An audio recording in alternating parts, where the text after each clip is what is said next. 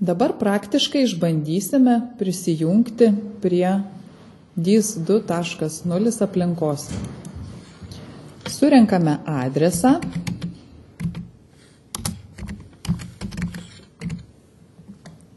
www.dis2.org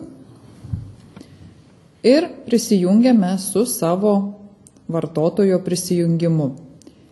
Kaip jau minėjau, yra kelių tipų vartotojai. Vienas iš jų besimokantieji, kitas tipas gali būti mokytojai, taip pat dar yra ir aukštesnio lygio administratoriai. Šiandieną išbandysime mokinio prisijungimą, tai yra kaip besimokantysis matys žaidimų aplinką, ir taip pat išbandysime mokytojo. Pradėsime nuo mokinio aplinkos. Suvedame savo prisijungimo vartotojo vardą, įrašome slaptažodį ir spaudžiame mygtuką prisijungti. Prisijungę prie mokomosios aplinkos, kurioje žaidimai, galite matyti štai šiuos dalykus. Kairėje pusėje yra meniu, kurį sudaro 7 sritys. Kiekvienoje srityje paspaudus pliusiuką atsidaro žaidimų rūšys. Kai kurie žaidimai yra po vieną, kai kurie yra to pačio tipo keli žaidimai. Vėlgi galima juos išskleisti ir pamatyti. Taip pat pačius žaidimus mes galime rasti ir pagrindinėje dešinėje dalyje.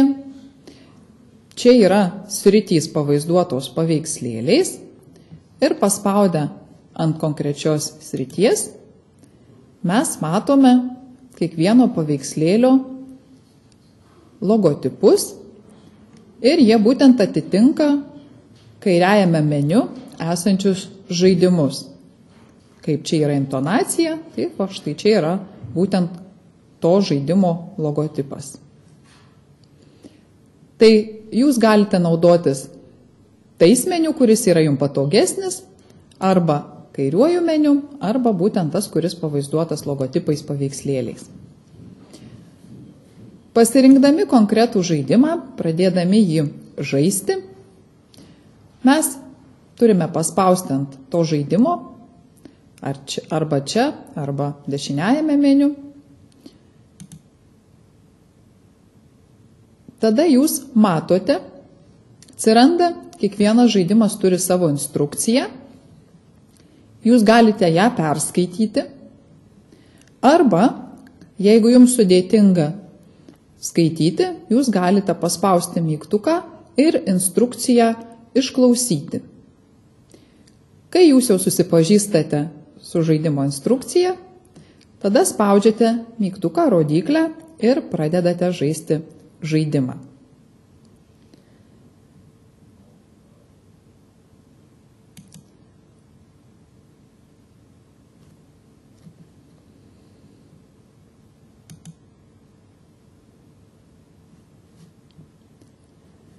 Toliau, kiekvienas žaidimas dar turi ir galimybę peržiūrėti jo rezultatus. Tačiau, norėdami su tais rezultatais susipažinti, mes pirmiausia tą žaidimą turime bent vieną kartą jau būti žaidę ir jį užbaigę. Taigi reikia spausti rezultatai ir štai čia mokinys gali matyti lentelę, kurioje bus pateikti būtent to žaidimo rezultatai. Šiuo atveju čia buvo žaista, matome 3 kartus šitas žaidimas. Jisai buvo šiuo atveju pasirinktas žaidimas, kuris turėjo savo sudėtingumo lygį, tai galėjo būti vidutinis arba lengvo sudėtingumo, šiuo atveju žaistas buvo lengvas žaidimas su 1 žvaigždute.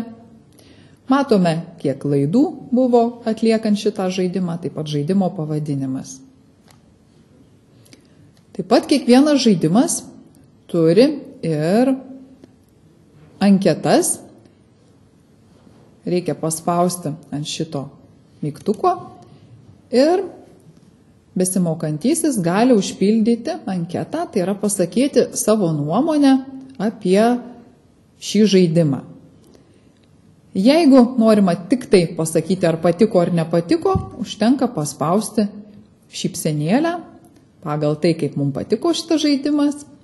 O jeigu norim pateikti kažkokį tai pasiūlymą arba pastabą, galima ją parašyti. Užpildžius anketą, spausti mygtuką pateikti. Taip pat, čia dar jūs galite rasti mygtuką nustatymai, galima kuriame pasikeisti savo slaptažodį. Taip pat yra mygtukas S raidytė. Čia yra bendroji anketa, klausimynas apskritai apie visus žaidimus. Prieš tai šitas mygtukas reiškia anketą apie konkretų žaidimą, o S raidė tai yra bendrasis klausimynas apie visus žaidimus. Paspaudus S raidę atsidaro klausimynas, kuriame jau yra visų mokomųjų žaidimų apžvalga, kur galite išsakyti savo nuomonę. Ir vėlgi galima pasinaudoti tais pačiais simboliukais išreikšti savo nuomoniai, taip pat pateikti idėjas tobulinimui. Grįžtu į žaidimus.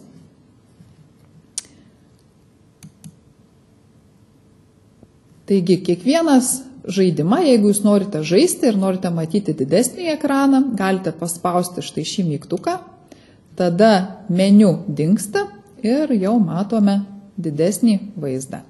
Jeigu norime sugrįžti prieš tai buvusį vaizdą, vėlgi paspaudžiame mygtuką meniu ir atsiranda.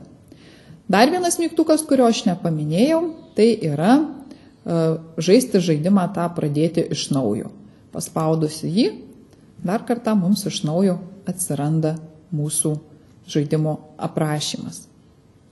Taigi, pradžioje reikia pasirinkti tuos žaidimus, kuriuos mes norime žaisti, atidžiai susipažinti su instrukcija ir tada pradėti žaisti žaidimą.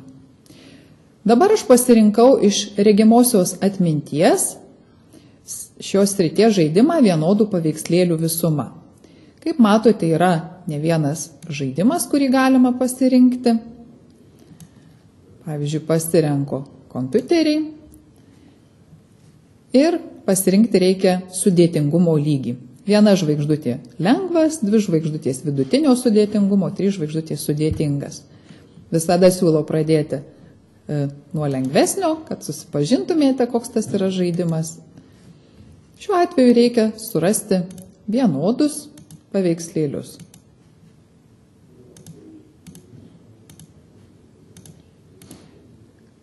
Kai sėkmingai atliekamas žaidimas, matote šypsenėlę ir jūs galite arba pradėti tą patį žaidimą, tik tai galbūt dabar jūs pasirinksite didesnį sudėtingumo lygį, arba jeigu jums jau lengva viską atlikti, gal pasirinksite kitą paveikslėlį, kuris atrodys sudėtingesnis. Arba jūs pasirinksite kitą žaidimą, kurį jūs dar nežaidėte ir norite jį žaisti. Tai būtų trumpas toks pristatymas, kaip moksleivis, taip pat ir mokytojas gali žaisti žaidimus.